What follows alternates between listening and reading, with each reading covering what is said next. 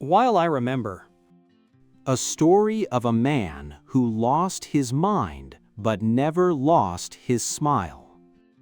I have learned, in whatever state I am, to be content. Philippians 4:11. He forgot his daughter's birthday. Not the way most people forget a birthday. Not the distracted, calendar-dependent forgetting of someone who simply didn't check their phone. He forgot it the way a chapter falls out of a book. One moment the knowledge was there, solid and certain as it had been for 31 years, and the next moment he was standing at the kitchen counter looking at a card he had apparently purchased and addressed and could not explain. He stared at the envelope for a long time. Her name was on the front, in his handwriting. He did not know why he had written it. He put it in a drawer and did not mention it to anyone. He told himself it was stress. He told himself it was the accumulated weight of a busy season at work. He told himself these things with the practiced conviction of a man who was very good at managing his own narrative. He was 53 years old. He was a senior engineer at a manufacturing firm in Columbus, Ohio. He had coached youth baseball for 11 years. He had plans, the kind of plans that a man in his early 50s makes when he can see the shape of what comes next. The retirement in 6 years, the fishing cabin in Montana he and his wife had been talking about for a decade, the grandchildren he was quietly, eagerly expecting. His name is Arthur Delaney, and the kitchen drawer with the birthday card in it was the beginning of the end of the life he had planned. What replaced it was something he could not have designed. Something better. Before we move forward with the story, please like, subscribe, and hit that notification bell to help us to grow this channel to uplift more people. Arthur Delaney had always been precise. This was part of his professional identity, an engineer's attention to detail, the satisfaction of things working correctly, the quiet pleasure of a system operating within its tolerances. His colleagues described him as someone who caught the errors other people missed. His wife, Patricia, had described him once, at a dinner party, as the person you wanted on your side when the margin for error was 0. So when the small things started going wrong, he noticed. He just did not let himself name what he was noticing.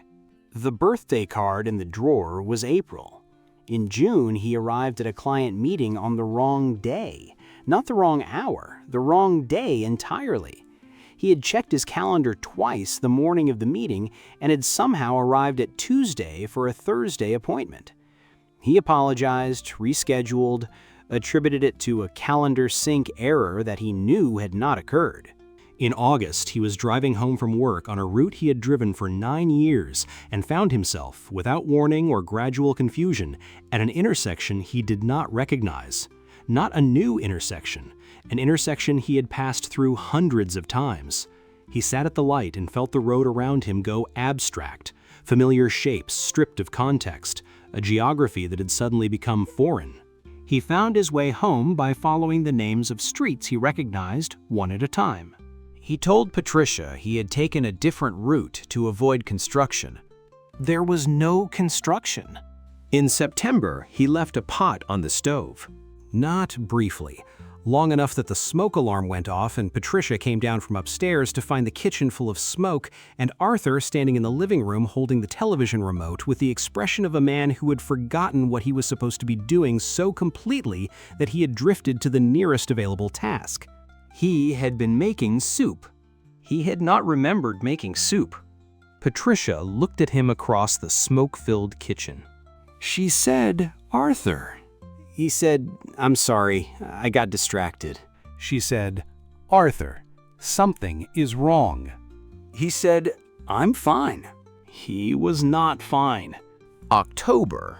Arthur was driving home from his daughter Claire's house on a Sunday evening. A route he knew, an early autumn evening, the Ohio roads doing their reliable thing. He missed his exit. Not the first time, he corrected. Took the next one, doubled back. Then he missed the correction. Then he was on a road he did not recognize, and his phone's GPS was open and giving instructions he could not connect to the landscape around him, and the sky was going dark, and he pulled over on the shoulder of a state highway and sat with his hands on the wheel and understood, for the first time without the defense of alternative explanation, that something was seriously wrong. He was 53 years old, and he did not know where he was. Not disoriented, not momentarily confused, genuinely, completely, with no immediate path to resolution, lost. He called Patricia. She stayed on the phone with him for 40 minutes while she found his location through their shared phone service and drove to him. When she pulled up behind him on the highway shoulder and he saw her headlights in his mirror, he felt something he had not felt since he was a child, the profound, uncomplicated relief of being found by someone who was looking for you. She got in his car. She did not say anything for a moment. Then she said, "Monday morning, I'm calling the doctor." He said, "Okay." Just that. Okay. The process took 6 weeks. A primary care visit, a referral to a neurologist, cognitive testing that Arthur approached with the focused determination of someone who had been managing precision assessments his entire career and who felt, for the first time in that career, that the assessment was winning. The words the neurologist used were careful and thorough and landed in the room like something physical. Early onset Alzheimer's disease. Dr. Miriam Osei delivered the diagnosis with the honest, compassionate directness of a physician who had sat in this room many times and who understood that the most respectful thing she could offer was clarity. She explained the nature of the disease, the progressive quality of it, the timeline that could not be precisely predicted, the ways it would move through him over the coming years. She talked about planning, about support, about the resources available to him and to Patricia. Arthur sat in the chair across from her desk and received the information with the engineering part of his brain, processing, categorizing, updating the system model. This is what he did when the margin for error was 0. He received data. Patricia was holding his hand. He did not notice until after Dr. Osei had finished speaking, and he looked down and saw Patricia's hand around his. He said, "How long do I have where I can still?" He stopped. He could not find the end of the sentence. The early stage can last several years. Everyone's progression is different. What I want you to know is that there is meaningful time ahead of you, and what you do with that time is yours to decide. He nodded. He thanked her. He and Patricia drove home without speaking. In the driveway, before they went inside, he sat with the engine off and said, "All the plans we had." "I know." He said, "Montana." She said, "I know." He said nothing for a while. Then he said, "I'm afraid." She said, "I know that too." She did not move to fix it or redirect it. She sat with him in the driveway and let the fear be present without rushing it anywhere. That was the right thing. He told his daughter Claire first, on a Saturday afternoon at her kitchen table. Claire was 31 and had her father's precision and her mother's warmth in equal measure. She listened to the full account without interrupting, which cost her something. Her hands were folded very tightly in her lap. When he finished, she said, "Dad, I love you. We're going to figure this out together." He said, "I know." She cried after he left. He knew she would. He told his son Daniel by phone. Daniel was in Portland, 28, and the call was the hardest of the three because Daniel responded the way that young men sometimes respond to devastating news about their fathers, with practical questions, with research, with the energy of someone who needed to be solving a problem and was not yet ready to grieve. He told his colleagues at work on a Tuesday morning. He had told his manager, Phil, the previous week. Phil had received the news with the quiet, controlled composure of a man absorbing something he did not have a framework for, and had said that the company would support whatever Arthur needed, and had meant it. The team meeting was harder. He had worked with some of these people for 14 years. He stood at the front of the room and told them plainly what he had been told, and the room received it in the way that rooms receive hard news from someone they care about, with a quality of stillness that is not silence but is close to it. A woman named Sandra, who had worked with Arthur for 11 years and who had a laugh that he had always loved, put her face in her hands. "I'm not going anywhere yet, but I wanted you to hear it from me." He resigned formally the following month. His last day at the firm was a Friday in January. Phil organized a send-off, the conference room, photographs, a cake, people saying things about him that he filed carefully because he understood, with a clarity that the diagnosis had sharpened, that these were things worth holding. Arthur Delaney is the reason this team operates the way it does. Half of our best systems exist because he cared enough to build them right. We're not just losing a colleague, we're losing the standard. Arthur thanked him. He drove home. He sat in the driveway again, the driveway where he and Patricia had sat the night of the diagnosis, and he let himself feel the weight of what had just ended. Then he went inside. The anger arrived in February. Not dramatically. It did not arrive with a single eruption. It seeped in, the way cold comes through an improperly insulated wall, finding the gaps and settling into them. He was angry at the disease. He was angry at the timing of it. 53 years old, with everything ahead of him, the plans and the cabin and the grandchildren and the retirement that was 6 years away and was now a destination he would never reach. He was angry, though he could not say this easily, at God. Not in the abstract, cosmic way of someone who has no relationship with God and is simply registering the injustice of the universe. He had attended Lighthouse Seventh-day Adventist Church in Columbus for 12 years. He had faith that was real and had been built slowly over those 12 years from the materials of a life examined honestly. His faith was not decorative, which made the anger more complicated. He said it to Pastor Raymond Holt one evening in the pastor's office, said it plainly, the way Arthur Delaney had always done things. He said, "I'm angry at God. I need to say that out loud." Pastor Holt was 58, a lean and deliberate man who had been leading Lighthouse for 15 years, and who received difficult things with the quiet readiness of someone who had been trusted with many difficult things, and had learned that receiving them well was the most useful gift he had to offer. He said, "Tell me." Arthur told him. The plans, the cabin, the grandchildren, the idea that he had lived carefully and worked hard and built a life of integrity, and that integrity, apparently, did not protect you from having your mind taken from you at 53. He said, "I read about the Apostle Paul, about learning contentment, about being content in all circumstances." He paused. "I cannot find that. I cannot locate that contentment. I know the verse. I cannot feel the thing." Pastor Holt said, "Paul wrote that from prison. He was not writing from a place of easy circumstances. He was writing from a place where the circumstances had stripped everything away, and he had found something underneath them that the circumstances couldn't reach." He looked at Arthur. "You haven't found that yet. You're still in the stripping." He paused. "That's where you are. It doesn't mean you won't find what's underneath." "What if I don't have enough time to find it?" You have today. Start there. The turning did not happen at once. It rarely does.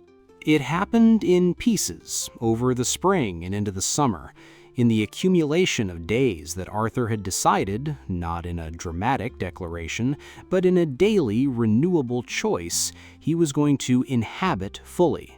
He read Philippians 4:11 every morning, not as a command he was obeying, as a destination he was navigating toward. "I have learned, in whatever state I am, to be content." He focused on the word learned. Paul had not arrived at contentment. He had learned it through the process of the circumstances, through the stripping, through the daily choosing of something that was not yet natural. Arthur could learn. He had spent his career learning. He called Claire every morning, not the brief, functional calls of someone managing a relationship, long calls, the kind where you say the things that usually wait for the right moment and you stop waiting for the right moment because you understand that right moments are not guaranteed. He took Daniel fishing, drove to a lake in southern Ohio on a weekend in April, and sat in a boat with his son for 8 hours and talked about things that fathers and sons spend years not saying, and that he no longer had the luxury of deferring. He and Patricia went to Montana in June. Not the retirement trip they had planned, a different version of it, shorter, more deliberate, with the knowledge of what they were holding. They stood at the edge of a lake in the late afternoon light, and he took her hand and said, "This is still good. It's very good." He said, "I need you to know that whatever comes, whatever I can't remember eventually, I need you to know that what I'm telling you right now is true, that you have been the best part of my life." She held on to that. She still does. In the fall of the year after his diagnosis, Arthur Delaney began doing something that had not previously been part of his life. He began talking to people. Not small talk, not the weather and weekend variety of human interaction that moves across the surface of things without disturbing the depth. He began having the kind of conversations that most people defer until they feel sufficiently certain of the reception.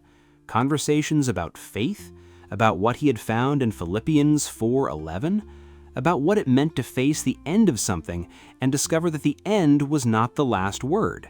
He talked to his neighbor, Gerald, who had not been to a church in 20 years, and who had a specific brand of armored skepticism that Arthur recognized as the armor of someone who had been disappointed by something once and had decided not to be disappointed again.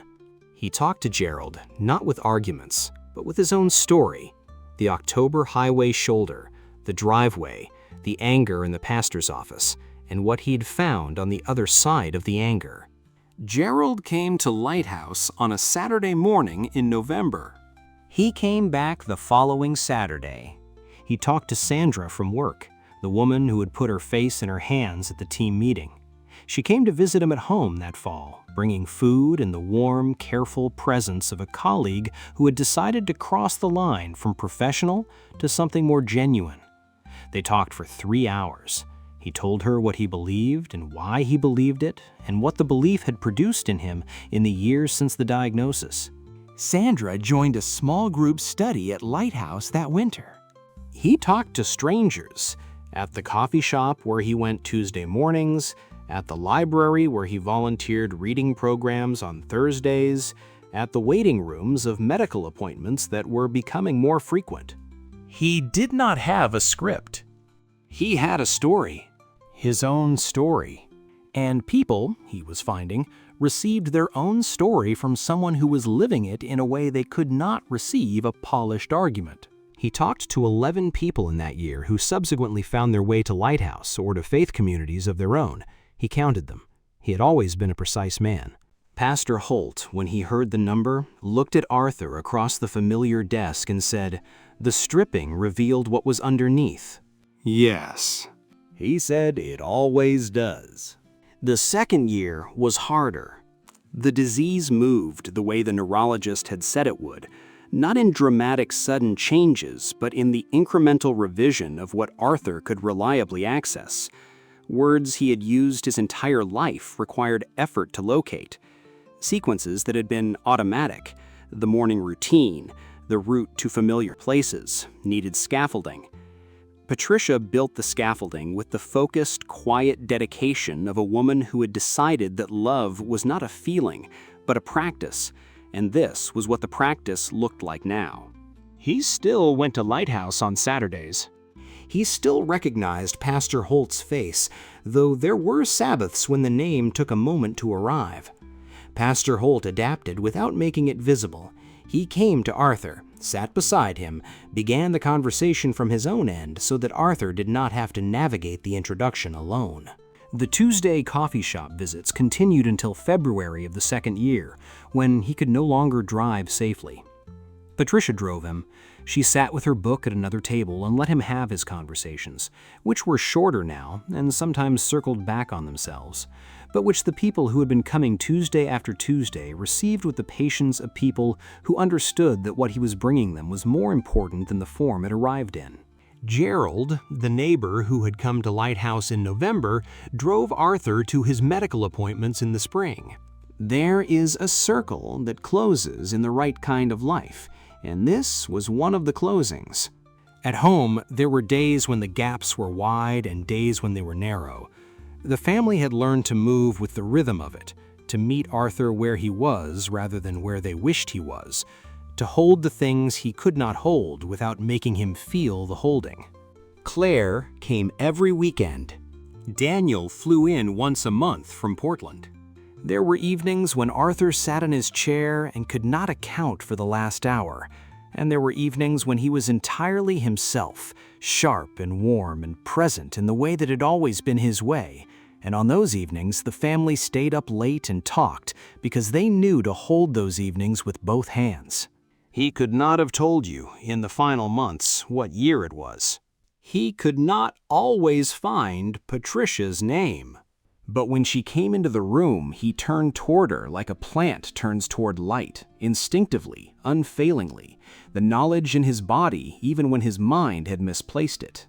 He could not remember how to button his shirt. He had not lost his smile. It was the same smile that had been in the photographs from his daughter's childhood, and from the fishing trip with Daniel, and from the late afternoon at the Montana lake with Patricia's hand in his. The same smile, present and intact in a face that was otherwise, day by day, letting go of its moorings. As if the smile was the last thing to go, because it was the first thing that was ever truly his.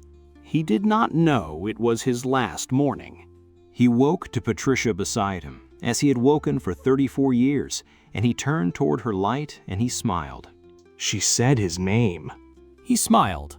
She held his hand. He was not in distress. He was not afraid.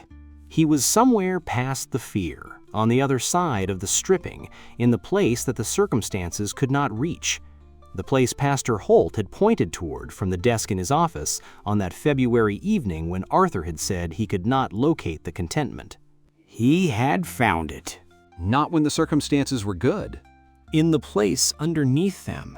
He passed quietly, with Patricia holding his hand, on a Tuesday morning in March, the same month they had gone to Montana, the same month he had called Claire every morning for the first time, the same month he had always considered the beginning of something. He was 57 years old. The memorial service at Lighthouse Seventh-day Adventist Church was full. Not full in the polite, obligatory way of services for people who were socially connected, full in the way of people who had been touched by something real and had come because they needed to be in the room where that was being honored. Gerald was there. He sat in the third row, and when Pastor Holt spoke, Gerald leaned forward with the attentiveness of someone who was receiving something that had become personally important. Sandra was there. She had brought 2 colleagues from the firm who had not known Arthur well, but who had heard, in the years since his diagnosis, enough about him from Sandra to understand that this was worth attending. There were 11 people in that room who had found their way to faith in the 2 years since Arthur's diagnosis. They had not coordinated their attendance. They were simply there. Pastor Holt spoke about Philippians 4:11. He spoke about a man who had read that verse every morning for 2 years and had navigated from the verse as information to the verse as lived reality. He spoke about a man who had been stripped of the plans he had made for his life and had found, in the stripping, something that the plans had never contained. He said Arthur Delaney could not remember what year it was at the end. He could not always find our names, but he could find his smile. And his smile said something that his disease could not take, that he had landed somewhere underneath the circumstances, where the joy is not dependent on the conditions. He paused. He told me once that he was afraid he did not have enough time to find contentment. He found it, and then he gave it away as fast as he could. Claire spoke. She said, "My father called me every morning for 2 years. Not because he had specific things to say, because he had learned that the right moment was now. He gave me more of himself in those 2 years than I had received in all the years before. Not because he was less, but because he had finally stopped saving it for later." Daniel spoke from Portland by video. He had been at the bedside and had needed to go home for his children and had asked to speak from a distance, which the congregation received with the grace of people who understood. He said, "My dad took me fishing the April after his diagnosis. We were out there for 8 hours and he said everything he had never said. I think he talked more that day than in the previous 10 years combined." He paused. "I have been fishing 3 times since then, alone, and I bring him every time. He is there on the water with me. He's going to be there for the rest of my life." Gerald spoke last. He had not been asked to speak. He stood up from the 3rd row when the floor was open and said, "I am here because Arthur Delaney sat across from me at a coffee shop on a Tuesday and told me his story. He didn't argue with me. He didn't hand me anything. He just told me what had happened to him and what he had found on the other side of it." He looked at the room. "I'm standing in this church right now because of a man who had every reason to be angry and bitter and every reason to keep his remaining energy for himself. He didn't." A breath. "I want to be that kind of man." The room was quiet. Then it was not quiet, because the kind of quiet that arrives after something true has been said tends to be brief before it becomes something else. Something fuller. Philippians 4:11 is a verse about learning, not arriving. "I have learned, in whatever state I am, to be content." The word learned is doing enormous work in that sentence. Paul is not describing a natural disposition. He is describing a destination reached through a process, through the circumstances, through the stripping of the things that the circumstances take, through the discovery of what remains when they have taken everything they can reach. Arthur Delaney's story carries several truths worth holding. The first is about the plans we make for our lives and the assumption buried in them that the future is ours to occupy. It is not. We are stewards of the present. The fishing trip, the morning phone call, the evening in Montana, these were not substitutes for the life Arthur had planned. They were the life he had, lived more fully than the planned version would likely have been, because he understood their value in a way that comfort and certainty tend to obscure. The second is about the anger. Arthur was angry at God. He said so in a pastor's office on a February evening, and he did not dress it up. The faith that survived that anger, that went into it honestly and came out the other side with something more durable, is a faith worth more than the one that was never tested. Contentment learned through the stripping is not the same thing as contentment that was never challenged. It is more real. It is more useful to the people around you. The third is about what happens when you stop saving yourself for later. Arthur had 11 conversations in 2 years that redirected lives.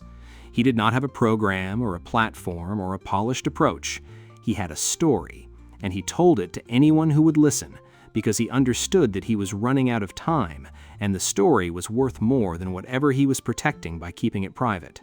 11 people in 2 years, with a mind that was progressively failing him. This is what the full life looks like when it is lived from the underneath, from the place the circumstances cannot reach. And the smile. The smile. That was the last thing left. The thing that preceded the plans and outlasted them. The thing that was present in the Montana photograph and in the boat with Daniel and at the coffee shop on Tuesdays and in the chair at home and in the hospital bed on the last Tuesday morning. The smile was not performance. It was the evidence of what he had found. It was contentment, wearing the only face it had left. I have learned, in whatever state I am, to be content. If you or someone you love is navigating an Alzheimer's or dementia diagnosis, support and resources are available. Alzheimer's Association, azl.org/1-800-272-3900. Available 24 hours, 7 days a week.